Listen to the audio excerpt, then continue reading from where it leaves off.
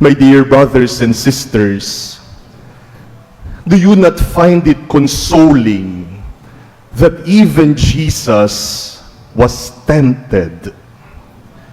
This is the gospel we heard on the first Sunday of Lent. Jesus was led by the Spirit to the desert, where he fasted for 40 days and 40 nights, and there he was tempted by the devil.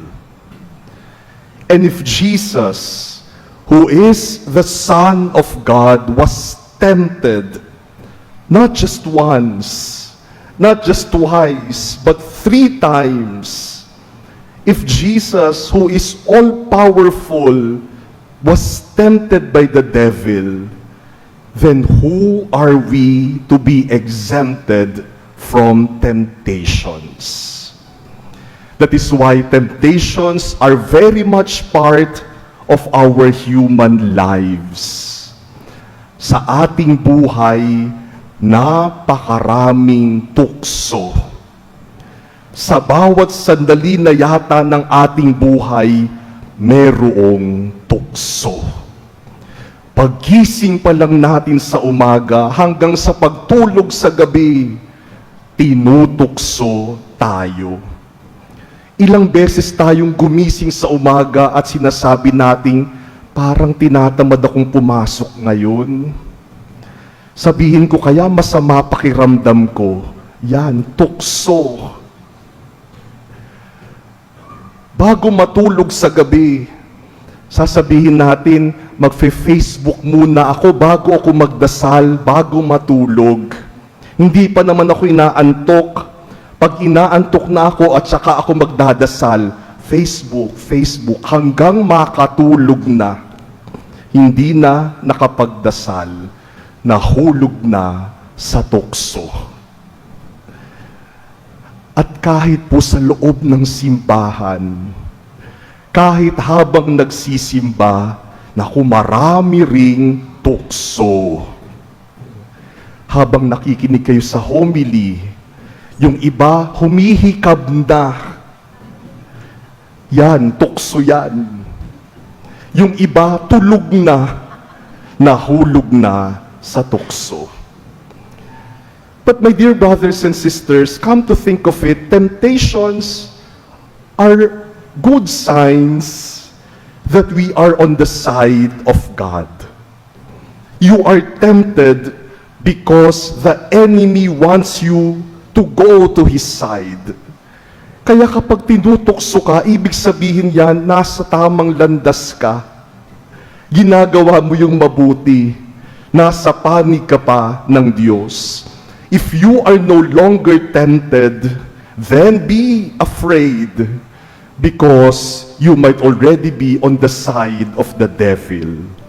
Kapag wala ka ng nararanasang tukso, baka ibig sabihin niyan, kakampi ka na ng demonyo. Jesus was tempted, but he never gave in to the temptations. He never fell into sin. At every temptation, Jesus would face the devil head-on and tell the devil, "No, I will not give in to your temptation." Jesus knows how to say no to the devil. And Jesus was able to say no to the devil because the whole life of Jesus is a yes to God. And if your life is a total yes to God, you will always say no to anything or anyone who is against God. Kapag ang buhay natin palaging yes para sa Diyos, para sa kabutihan, para sa katarungan, para sa katuwiran, ang buhay din natin palaging no sa mga kabaliktaran ng mga ito. And we always have to say yes to God so that we will have the power and the courage to say no to the devil. And it is not very hard to say yes to God. In our first reading today, Moses tells the Israelites how God has taken care of them, how God has defended them from their enemies, how when they called to God, God would immediately hear their cry. As if Moses was telling the Israelites, why would you ever say no to the God who will always say yes to you? God is always yes for you.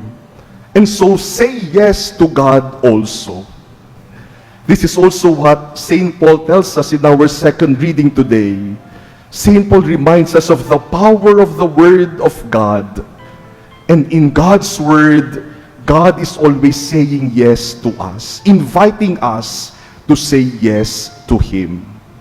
And if we always say yes to God, it will be very easy for us to say no to the evil one. The problem, my dear brothers and sisters, is that many of us find it difficult to say no. The problem is that many of us do not know how to say no. We are too shy to say no. Nakakahiya kasi. Baka may masabi sila kapag nag-no ako. We are too afraid to say no. Na baka pag no ako, baka kung anong gawin nila sa akin, baka ma-outcast nila ako. We are afraid to hurt other people by saying no. Baka masaktan sila kapag nag-no ako. And we do not say no because we want to please everyone. Kasi kapag nag-no ka, baka may ma-displease, may hindi matuwa sa iyo.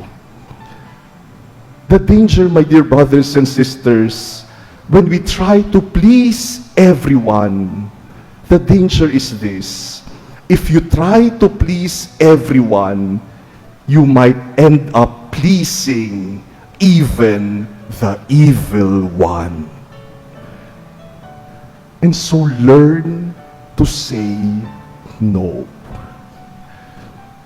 If it is immoral, say no.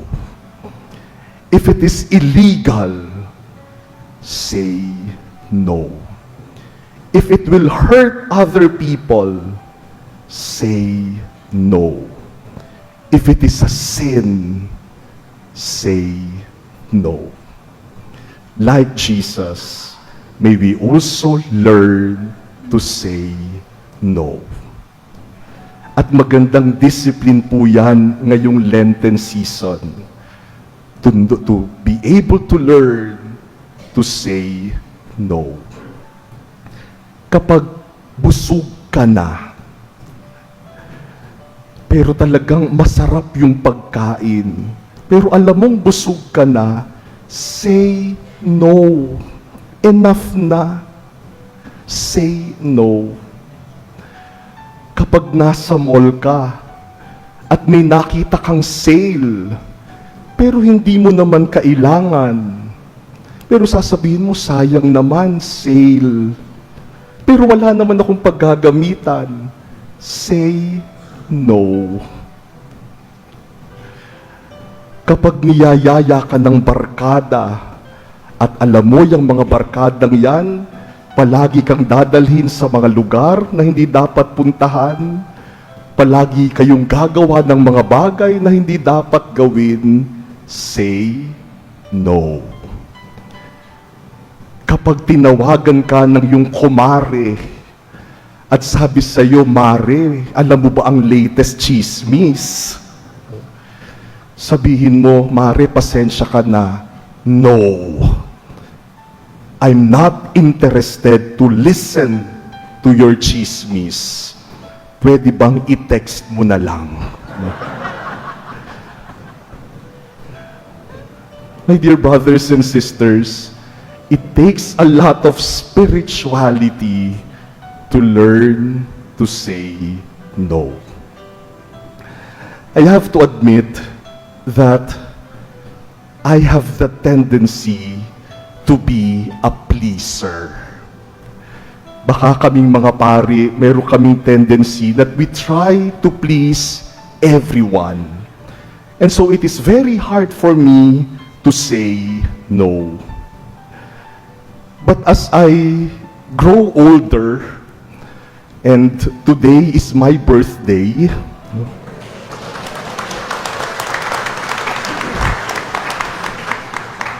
parang tuwang-tuwa kayo na tumanda ako ngayon. As I grow older, I realized that I have to say no. Not because I want to, but because I have to. Sometimes you say no, not because you want to say it, but you have to say it. Minsan hirap na hirap akong mag-say no to invitations. Kapag may nag-i-invite sa akin, mag-talk, mag-misa, hirap na hirap ako to say no. Kaya minsan yes na lang, yes, only to realize na minsan yung isang araw ko punong-puno na ng schedules. Nasiksik na ang schedules ko ng isang araw. Minsan, nagsimula yung araw ko with a talk in Quezon City. And then I have to rush through Intramuros in Manila for a meeting and to process some documents in the office. And then I have to rush to Bulacan, in the seminary in Bulacan, to teach seminarians. And then I have to go back to Makati to celebrate Mass. And then go home. I went home. Pero hindi pa tapos, kasi may Zoom meeting pa ako. And before sleeping, I have to prepare my homily for the next day. And I have to study the documents, the materials for my meetings the following day. Maganda naman, maraming napagbigyan. Kaya lang, nalilate ako dun sa iba kong appointments because I have to rush from one place to another at nakakahiya dun sa mga nag-invite sa akin. At napansin ko rin na pagod ako. Pagod na pagod yung katawan ko. And I realized that that is a temptation. The temptation to think that I can do everything. And that is pride. Parang iniisip ko, kaya ko naman lahat yan. Sige na lang, tanggapin ko lahat. Kakayanin ko yan. That is pride. I also have to learn to say no. My dear brothers and sisters, as we journey this season of Lent, let us learn the discipline and the spirituality of saying no. May our lives be a constant no to the evil one and a constant yes to God.